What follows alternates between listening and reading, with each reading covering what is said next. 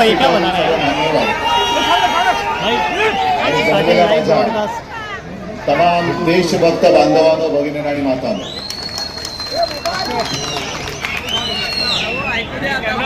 मराठी में बात करूं या हिंदी में? हिंदी लेकिन मराठी भी समझ में आती है ना? आती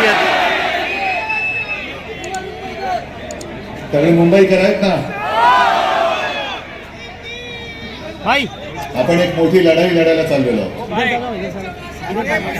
माईकचा आवाज येतोय संपूर्ण पाठवर? आले आवाज? आ रही की नहीं?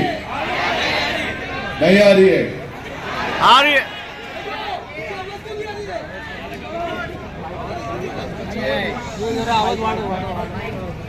येतोय आवाज? हाँ ठीक है. जो लड़ाई हम लड़ने जा रहे हैं, जैसे नसीम भाई आपने कहा, ये उद्धव ठाकरे की लड़ाई नहीं है, ना ही किसी पार्टी या नेता की लड़ाई. ये तो आप सबकी लड़ाई है, आपके भविष्य की लड़ाई है, अपने देश की लड़ाई है, अपने देश के आजादी की लड़ाई है, अपने देश के प्रजातंत्र की लड़ाई है. और इसलिए मैं कहता हूं, सिर्फ हम लड़ने नहीं जा रहे, ये तो लड़ाई हमें जीतनी ही होगी. जीत के साथ मैदान में उतरना होगा. मी मैदानात उतरलेलो आहेच, पूरा महाराष्ट्र घूम रहा हूं और कहीं भी मुझे ऐसे नहीं दिखाई दे रहा है कि लोग निराश होकर बने. लोग तो इंतजार कर रहे हैं, कभी हमें मौका मिल रहा है.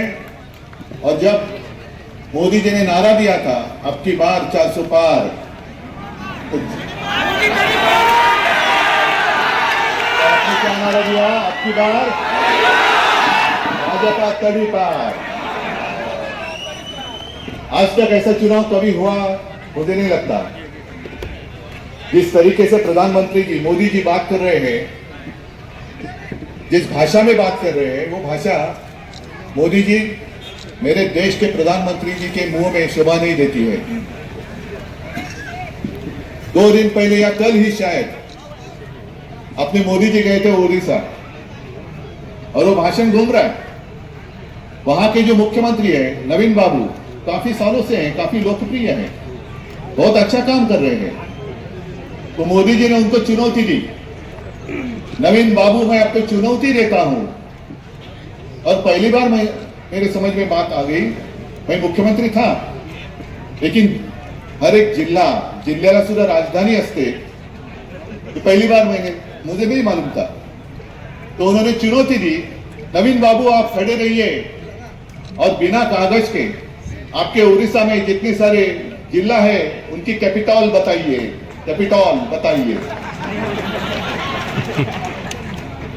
तो प्रधानमंत्री जी मोदी जी, मैं आपको चुनौती नहीं देना चाहता क्योंकि आप तो विश्वगुरु हैं, हम तो सादे आदमी हैं. हेलो, आपको मैं चुनौती देता हूं, ये कहना गलत होगा, लेकिन मैं आपको कहता हूं कि मोदी जी, आपने नवीन बाबू को कहा कि बिना पेपर लिए हुए आप खड़े हो जाओ, तो मैं तो कहता हूं आप पेपर लिए खड़े हो जाओ. और 2014 में 2019 में जो आपने जुमला पत्र पूरे देश को दिया था, उनमें से कितने वादे आपने पूरे किए वो जनता को बताओ. चलो हो जाने दो, होने दो, हम तैयार हैं. और मैं चुनौती आपको आसान देता हूं, हाथ में कागज ले लो, क्योंकि इस सरकार को मैं तो मोदी सरकार नहीं कहता हूं, क्या कहता हूं? गजनी सरकार. गंदी फिल्म देखी थी आपने?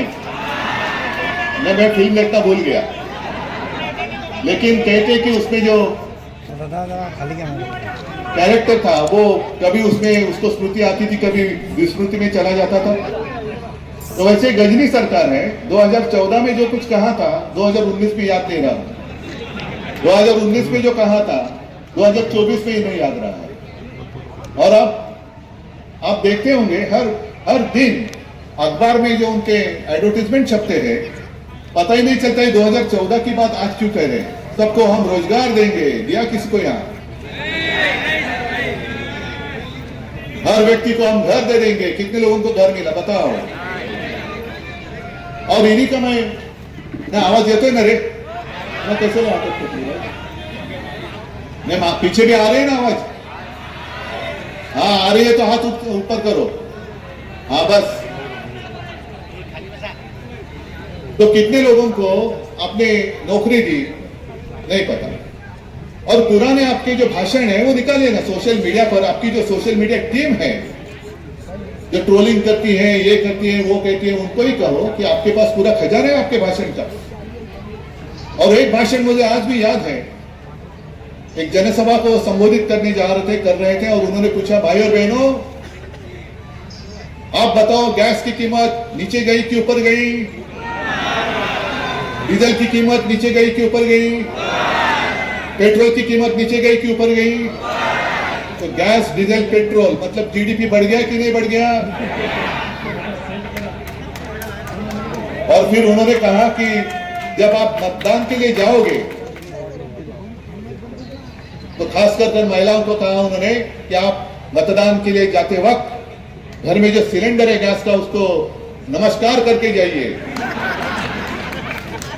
मोदी जी, आपका नारा तो हवा में गया 400 पार, लेकिन उस वक्त जो गैस सिलेंडर की कीमत थी 400, अब कितने पार हो गया? 1000 के ऊपर।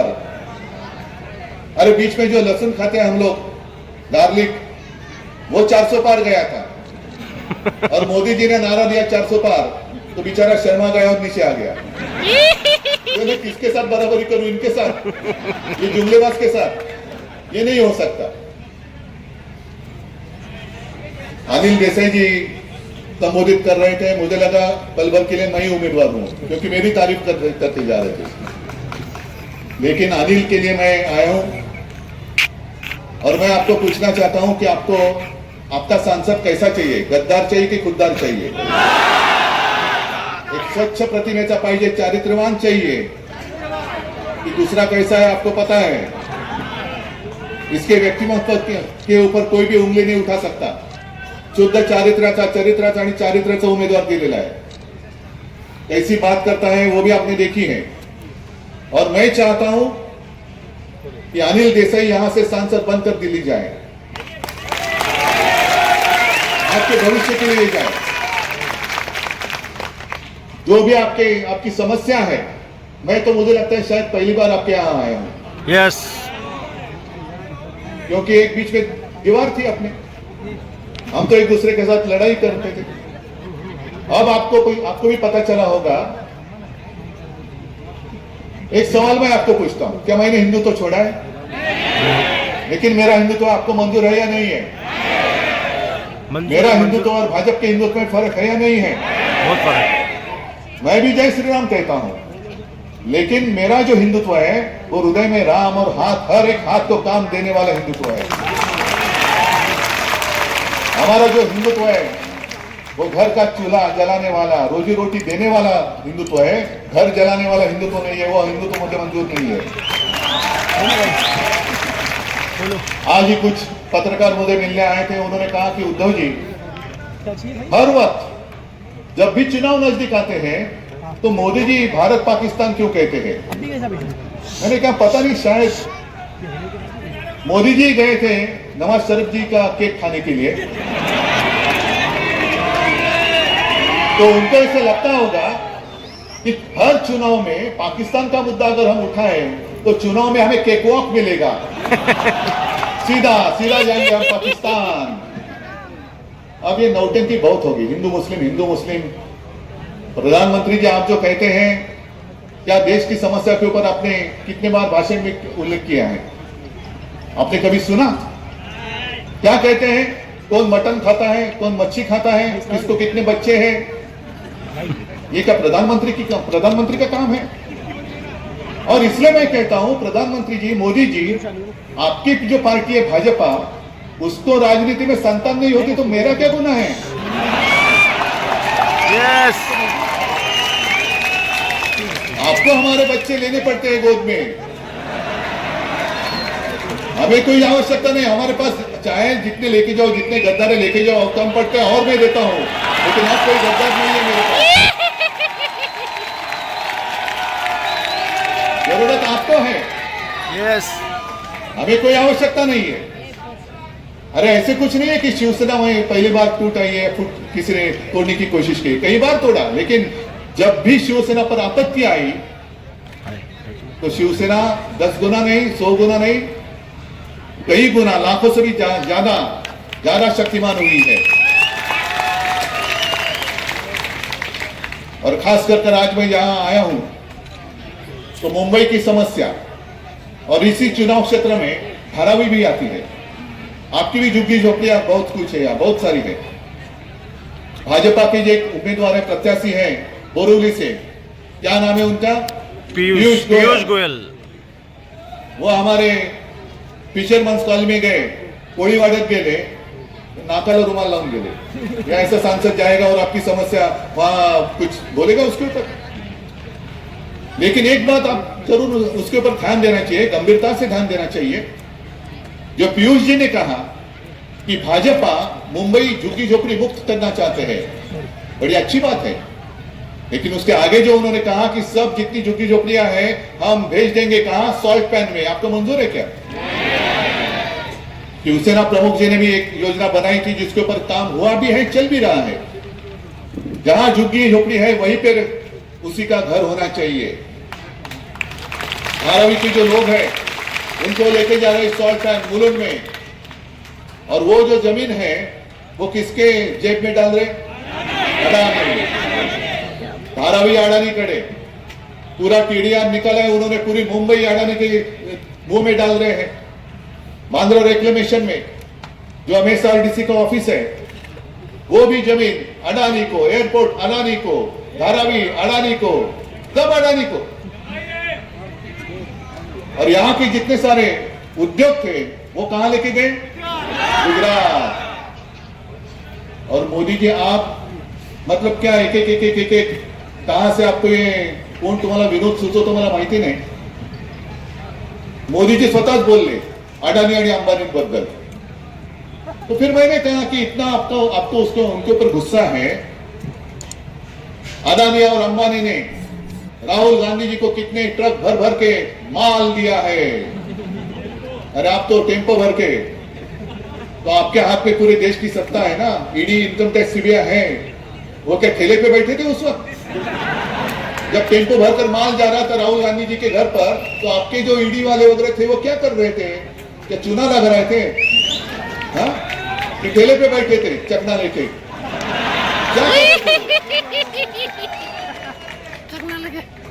लेकिन एक बात ध्यान में रखो, मोदी जी ने बात कही, मतलब उन्होंने जाहिर कर दिया, उन्होंने जो नोटबंदी की थी, क्यों की थी? काला धन नष्ट करने के लिए। काला धन नष्ट करने के लिए आपने जो नोटबंदी की थी, उसके बावजूद अगर ये लोग काला धन राहुल गांधी जी को दे रहे हैं, मतलब आपकी नोटबंदी नाकामयाब हुई है, नाकामयाब हुई है। और अब उनकी आंख है मुंबई के ऊपर, खुलेआम मुंबई को लूट रहे हैं। मैं मुख्यमंत्री था, महाविकास आघाड़ी, सब नसीम भाई और राष्ट्रवादी और कांग्रेस सारे लोग मेरे साथ थे। किसी की हिम्मत नहीं हुई थी मुंबई की ओर तिरछी नजर करके देखने के लिए, ना महाराष्ट्र की ओर। और मैंने तो आपको वचन दिया है, अपनी सरकार तो जरूर आएगी, इंडिया आघाड़ी की सरकार जरूर आएगी। और जैसे वहां दिल्ली में अपना प्रधानमंत्री बैठेगा, मैं आपको वादा करता हूं, आपको वचन देता हूं, जितना लूटा हुआ मुंबई और महाराष्ट्र का वैभव है, मैं वापस मुंबई और महाराष्ट्र को दे दूंगा। आपके आंखों के सामने आपकी रोजी रोटी छीन कर वो लेके जा रहे हैं। मेरी गुजरात से कोई दुश्मनी नहीं है, गुजरात भी मेरा है। मुंबई में कई सालों से बहुत सारे गुजराती परिवार रहते आए हैं। जैसे दूध में शक्कर मिलाते हैं, वैसे वो हम मिलजुल कर रहे हैं। मोदी जी, आप हमारे बीच में नमक क्यों छिड़क रहे हैं? बताओ, आप क्यों नमक छिड़क रहे हो? क्या किसने आपको शिकायत की थी? आप ही ने तो कहा था कि हर साल 2 करोड़ रोजगार, रोजी रोटी के लिए मैं पूरे देश में उपलब्ध करा दूंगा। क्या हुआ उस वाले का? अच्छे दिन कहां है? किसके आए अच्छे दिन? अडानी अंबानी के तो आए, लेकिन जो और एक वादा उन्होंने किया था, हर एक के अकाउंट में 15 लाख रुपए आए, मुझे एक आदमी अगर हाथ उठाकर कहेगा तो मेरा भाषण में ही रोक कर घर चला जाऊंगा। आप बताओ, आपके किसी के अकाउंट में अगर 15 लाख आए होंगे तो हाथ उठाकर कहो मैं मेरा भाषण बंद करूंगा और मोदी जी को कहूंगा कि चलो और जाओ आगे, 15 लाख दे, अभी 30 लाख दे दो। किसी के अकाउंट में 15 लाख आए तो नहीं, लेकिन भाजपा के अकाउंट में 10,000 से भी ज्यादा करोड़ रुपया कैसे आए, कहां से आए? चंदा दो और धंधा लो, चंदा दो और धंधा लो। या गरीब लोग आपके पास जब काम मांगते हैं, आज ही मेरा एक इंटरव्यू आया है, सामना में आया है, चैनल में भी आया है, मराठी में है, तो मैंने यही कहा कि जब भी चुनाव आता है तो मोदी जी कहते हैं राम राम राम राम, और जब चुन कर आते हैं और कोई उनके पास जाता है तो कहते मरा मरा मरा मरा। यही इनकी नीति है। मुंबई के लिए आपने क्या किया, महाराष्ट्र के लिए क्या किया, और अब सुना है कि आने वाले कुछ दिनों में भी मुंबई में वो रोड शो करने जा रहे हैं। मोदी जी, मेरी विनती है आपको कि इस रोड पर रोड शो करके दिखाओ। इस रोड पर देखो लोग कैसे रहते हैं। मन की बात आपने की, लेकिन जन की बात कौन सुनेगा? जन की बात देखो आप, जन में आपको जो वोट करते हैं, मतदाता है आपके, क्या स्थिति में रहते हैं? क्या इंसान नहीं है? मैं जब मुख्यमंत्री था, आप मुझे बताओ कि कभी मैंने आपके बीच में भेद किया? कौन हिंदू है, कौन मुसलमान है, सब जब मैं उस कुर्सी पे बैठा तो संविधान की शपथ लेके बैठा था, मोदी जी जैसे आप बैठे हैं। मैं किसी के साथ भेद नहीं करूंगा। कोरोना का संकट आया था, पूरे विश्व में एक संकट, आपत्ति थी, और एक बात तो मुझे समाधान जरूर है, गर्व की बात नहीं, समाधान है, समाधान कहते हैं कि चाइना में 15 दिन में फील्ड हॉस्पिटल उन्होंने खड़ा करके दिखाया था। मैंने मेरे महाराष्ट्र में, मेरे मुंबई की जनता के लिए 17 दिन में बीकेसी में फील्ड हॉस्पिटल खड़ा करके दिखाया था। धारावी में बहुत बड़ा संकट आया था, सब लोग परेशान थे, दिल्ली से फोन आते थे मुझे, उद्धव जी क्या कुछ तो करो, कुछ तो करो। क्या करूं? नहीं ऐसा करो, ऐसा करो। नहीं ठीक, शांत रहो पहले, आप आपका काम करो। गो कोरोना गो, ताली बजाओ, दिया जलाओ, घंटी बजाओ, कूदो। इसे नहीं कोरोना गया। लेकिन एक बात मैं जरूर कहना चाहूंगा कि मोदी जी, जब आप पूरे देश को खाली थाली बजाने के लिए कह रहे थे, उसी वक्त मैं मेरे लोगों को 10 रुपए में शिव भोजन दे रहा था, भरी हुई थाली दे रहा था, फ्री में। सही बात है, सही बात है। और यहाँ बहुत सारे लोग बाहर से भी होंगे, यूपी से होंगे, बिहार से होंगे, आए हैं यहाँ। यूपी बिहार के लोग हैं, है ना? एक बाजू में है। तो यूपी में क्या हालत थी? बिहारी। यूपी में गंगा, माँ गंगा जिसको हम कहते हैं, गंगा की पूजा करते हैं, उस गंगा में कैसे लाशें बह रही थी। गुजरात में कैसे सारी चिता, जैसे सार्वजनिक चिता पेटल्या होत्या, मैदानामध्ये सार्वजनिक चिता पेटवल्या होत्या। महाराष्ट्र में ऐसा कुछ हुआ? होने दिया मैंने? तो मेरा गुनाह क्या है? मोदी जी, आपकी मर्जी। जब आपने मुझे बुलाया था 2014 और 19 में, मेरा पाप था वो। अभी मुझे ऐसे लगता है, अभी वो महसूस हो रहा है मुझे कि मैंने अरे कुछ तो किया, पाप किया। आप ही ने मुझे कहा था, मुझे आमंत्रित किया था, उद्धव जी आपको आना होगा। क्यों आना होगा? नहीं, वो राष्ट्रपति जी के यहाँ आपके सपोर्ट की सिग्नेचर लगेगी। 14 में गया, ठीक है। 19 में फिर वही बात। अमित शाह जी फोन करते थे, अरे उद्धव जी कल आपको आना है अहमदाबाद। बोले क्यों? नहीं, मैं तो वो इलेक्शन का फॉर्म पर्चा भरने जा रहा हूँ। चलो आता हूँ। उद्धव जी आपको अभी वाराणसी आना है। क्यों? नहीं, मोदी जी जा रहे हैं वहां फॉर्म भरने के लिए। गया। फिर जीतने के बाद, अरे उद्धव जी आपको आना है। क्यों? नहीं, अपने महामहिम राष्ट्रपति जी के यहाँ मोदी जी के लिए सिग्नेचर चाहिए। तो मोदी जी आपके लिए मैं वाराणसी आया, अमित शाह जी आपके लिए मैं अहमदाबाद आया, मोदी जी आपके लिए मैं 2 बार दिल्ली में आया और सिग्नेचर किया कि प्रधानमंत्री पद के लिए हमारे सबकी ओर से नरेंद्र मोदी जी हमारे उम्मीदवार है।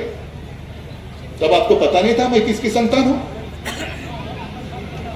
अमित शाह जी आप आए थे मेरे घर, मेरे पिताजी के रूम में, जिसको हम मंदिर मानते हैं, वहां आप नाक रगड़ कर गए थे, उस वक्त पता नहीं था किसका घर है। जब हम आपके साथ थे तब सब अच्छा था, लेकिन मोदी जी, जो मैंने कहा आपको शोभा नहीं देता, आप मेरे माता और पिता का अपमान करते हो, मुझे नकली संतान बताते हो। अरे हाँ ठीक है, यहां मुस्लिम इलाका है, मैं बाला साहब का बेटा हूं, लेकिन इनको पूछो मैं असली हूं या नकली हूं। असली असली। हम तो लड़ने वाले लोग थे ना आपस में। मेरा विरोध अब कोई मुस्लिम समाज नहीं कर रहा है, जिनको मैंने समर्थन दिया था वो मोदी जी कर रहे हैं, वो मुझे दुख है। आप हमारे बीच में भेद कर रहे हैं, महाराष्ट्र का अपमान कर रहे हैं, मेरे माता पिता का अपमान कर रहे हैं, और कुछ भी बकते चले जा रहे हैं, जुमले पे जुमला। संविधान बदली करने के लिए आपको बहुमत चाहिए क्या? और संविधान क्यों बदलना चाहते हैं? उसके पीछे भी महाराष्ट्र के प्रति उनके मन में जो द्वेष है, एक जहर है, वो दिखाई दे रहा है। क्योंकि संविधान किसने लिखा? महाराष्ट्र के सुपुत्र, महामानव, जिसको हम कहते हैं हमारा दैवत। जैसे छत्रपति शिवाजी महाराज एक दैवत है, वैसे डॉक्टर बाबा साहेब आंबेडकर दूसरा दैवत है, जो महाराष्ट्र ने पूरे देश को दिया हुआ है। लेकिन एक गरीब परिवार में, दलित परिवार में जिसने जन्म लिया, वो उनको हजम नहीं हो रहा है। अरे दलित परिवार में पैदा हुआ एक बेटा, एक इंसान मुझसे ज्यादा बुद्धिमान कैसे हो सकता है? यही उनका पेट दर्द है। पेट में दर्द इसीलिए है कि ये दलित परिवार का बेटा, और वही मानसिकता जिसको मैं गोमूत्रधारी कहता हूं, बुरसट लेली गोमूत्रधारी मानसिकता, जिसके खिलाफ मेरे दादा प्रबोधनकार ठाकरे और डॉक्टर बाबा साहेब आंबेडकर जी ने एक संघर्ष किया था, वही मानसिकता आज दोबारा उस संविधान को बदलना चाहती है। क्यों? क्योंकि एक दलित के बेटे ने देश का संविधान लिखा। ऐसे कैसे हम मान सकते हैं? अरे उसी संविधान ने तो देश चलते आ रहा है, और उसी संविधान पर आगे भी कई साल भाजपा रहे ना रहे, भाजपा तो इस चुनाव में कहां जाएगा पता नहीं, लेकिन संविधान हमारे देश का आगे कई हजारों लाखों साल तक चलेगा, यही संविधान चलेगा। ये कोई ऐसी किताब नहीं है कि जैसे पढ़ने के बाद फेंक दिया, रद्दी मरे फेंकून दिला, असं काही ते पुस्तक नहीं है। बाबा साहब आंबेडकर ने पूरा सोच समझ कर वो संविधान दिया है, और वही संविधान आपको हजम नहीं हो रहा है क्योंकि आप तानाशाह बनना चाहते हो। हम तानाशाह को बर्दाश्त नहीं करेंगे, बिल्कुल नहीं करेंगे। ये सारे जो लोग हैं इस देश के नागरिक है, इसलिए मैंने शुरुआत में कहा देशभक्त भाई और बहनों, देशभक्त भाई और बहनों, मोदी जी आप कितनी भी कोशिश करो, इस बार आपका बेड़ा पार नहीं होने वाला। कितनी बार कितनी भी कोशिश करो। 10 साल पूरे देश ने और खासकर कर महाराष्ट्र ने आपको 40 से भी ज्यादा सांसद दिए, 40 से ज्यादा सांसद एक राज्य से मिले। आपने आशीर्वाद मांगा, महाराष्ट्र ने दिया, और महाराष्ट्र ने क्या मांगा और आपने क्या दिया? जब मैं मराठवाड़ा में घूम रहा था, विदर्भ में घूम रहा था, वहां के काश्तकार जो है, किसान जो है, आक्रोश कर रहे हैं कि देखो उद्धव जी, अभी तो आप आज की स्थिति में मराठवाड़ा में पीने के पानी की समस्या है। आज कौन बोल रहे हैं? कोई जा रहे हैं वहां? मोदी जी जा रहे हैं। हमारे गद्दार जो है बैठे वहां पर, वो जाकर बैठ रहे हैं। इनको तो अपनी पड़ी है, बस तुम्ही जगा किंवा मरा पण मला पंतप्रधान करा, ये इनकी नीति है। और ऐसे सब महाराष्ट्र को लूटने वाले, मुंबई को लूटने वाले मोदी जी और उनके साथी फिर से एक बार आपके पास वोट मांगने आए हैं। अरे मुंबई का सपना मैंने देखा है, जैसे वो पोस्टर रोड दिया, हाँ वो हमारा शिवसेना का सपना था, जिसको पूरा करने के बाद आपने उसका क्रेडिट लेने की कोशिश की, लेकिन पूरी दुनिया जानती है वो किसने किया है। और जैसे हमने कोस्टल रोड बनाया, उसी तरीके से नसीम भाई, त्या वेळेला मी म्हणजे 14 साली केंद्र सरकार को मैंने एक प्रस्ताव दिया था। बहुत सारे लोगों को पता नहीं कि मुंबई को 2 किनारे, एक पूर्व आहे आणि पश्चिम आहे। पूर्व किनारा जो आहे तिकडे सगळं डॉकयार्ड आहे, नेव्ही आहे, बोरी बंदर वगैरह वगैरह सगळं आहे, जंकयार्ड है। तो मैंने कहा था, गडकरी जी को दिया था और कहा था कि यहाँ जो नहीं चाहिए वो आप लेके जाओ, बाहर लेके जाओ लेके जाओ। जो काय त्याला म्हणतात दारूखाना वगैरह लेके जाओ, गुजरात लेके जाना चाहते ना वो लेके जाओ गुजरात के लिए, हमें कोई आपत्ति नहीं है। लेकिन मुंबई के लिए एक अच्छी जगह हम बनाने चाहते थे, एक सुंदर चांगला समुद्र किनारा। क्या है, अब परिवार को लेके कहां जाएंगे बताओ, कहां जाते आप फिर घूमने के लिए? है कोई ऐसी जगह? एक तो आम्ही झू बनवला, जिजामाता उद्यान, त्याच्यामध्ये पेंग्विन आणले, काय अरे मोठा काऊर उठवला, पेंग्विन पेंग्विन पेंग्विन। लेकिन आपको शायद पता नहीं होगा, उसी पेंग्विन के कारण वहां हजारों लाखों टूरिस्ट और मुंबईकर भी वहां जाते हैं अपने परिवार को लेके। ये हमारा काम है। और अब वहां पेंग्विन को बच्चे होने लगे हैं, तो यूपी और गुजरात सब मांगने लगे, हमें दे दो पेंग्विन, हमें दे दो पेंग्विन। फिर वही बात, बच्चा दूसरे का, हमें दे दो, हमें दे दो, हमें दे दो। और ना आपके पास कोई सोच है, ना आपके पास कोई विचार है, सब रेडीमेड चाहिए उनको, रेडीमेड। और जितने लोगों ने इनको आपत्ति में मदद की, सबको खत्म करने के लिए निकले। जो मैं पूछ रहा था आपको कि मैंने ऐसा कौन सा गुनाह किया था, क्या अपराध किया था? 2014 में आज मैं जैसा हूं वैसा ही था, लेकिन मोदी जी वहां प्रधानमंत्री बने और उसके बाद 2-3 महीने में जो चुनाव हुए विधानसभा के, तो उन्होंने एकनाथ खड़से को कहा कि आप उद्धव जी को फोन करो और कहो गठबंधन हमने तोड़ दिया है। क्या कारण था, क्या वजह थी? 2019 में आपने जो मुझे वचन दिया था वो तोड़ा, क्यों तोड़ा? तो ऐसे ही तो जुमलेबाज लोगों को अब दोबारा 3 बार, 2 बार तो हो गया, 2 बार तो गलती हो गई, तीसरी बार नहीं होनी चाहिए। और इसलिए मैं कहने के लिए आपको आया हूं, और मुझे पक्का विश्वास है, एक बात का जरूर मुझे और समाधान है, आज तक कई सारे मुख्यमंत्री हुए, आगे भी होंगे, लेकिन जो सौभाग्य मुझे मिला है, आप सारे लोग मुझे अपना परिवार का एक हिस्सा मानते, पूरा महाराष्ट्र हिस्सा मानता है। मैं टीवी पे आता था, डिमोनिटाइजेशन के लिए नहीं आया था मैं, कुछ ऐसी डरावनी बात करने के लिए नहीं आया था मैं, लेकिन उस वक्त जो भी मैंने कहा वो मेरी बात आपने मानी। और अनिल जी, आपने जो बात कही कि पूरे देश में नंबर 1 मुख्यमंत्री मेरा नाम आता था, वो मेरा नाम नहीं था, आप लोगों का सहयोग था, इसलिए मेरा नाम आता था।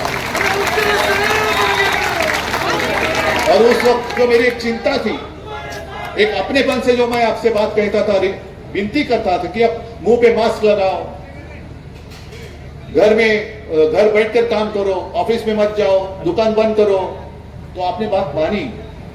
तो उसी प्यार से, अपनेपन से आप कह रहा हूं कि कृपा कर इस बार गलती मत करो। इस बार अगर गलती की तो सिर्फ आपकी जिंदगी नहीं, आपके भविष्य, जो अगली पीढ़ी है, वो आपको कहेगी, अरे मैं तो छोटा था, मैं तो छोटी थी, चुनाव लड़ने के लिए या मतदान करने का अधिकार मुझे नहीं था, लेकिन आपको तो था ना, मेरा देश आजाद था, आपने क्यों हमें गुलाम बनाया? क्या जवाब देंगे आप? क्या उत्तर है आपके पास? है कोई उत्तर?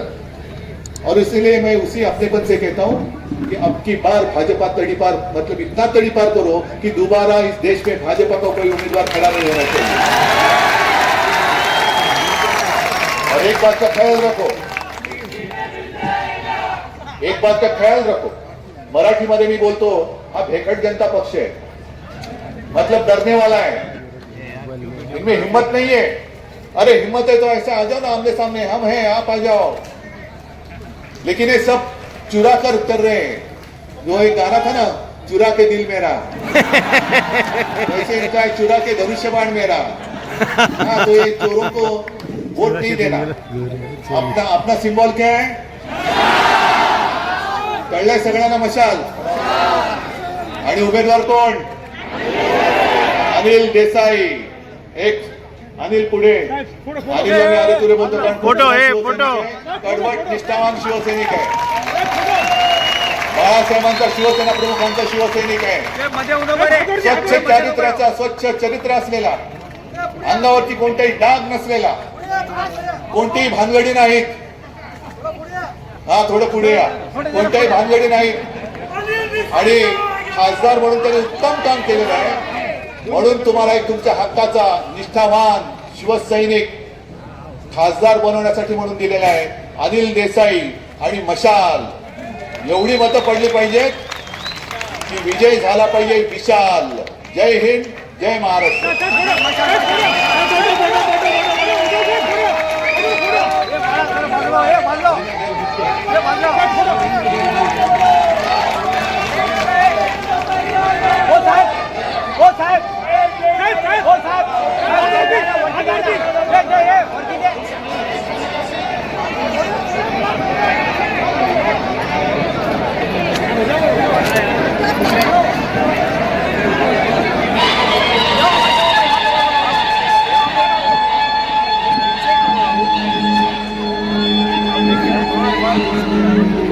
संविधानाचे निर्माते परमपूज्य डॉक्टर आंबेडकर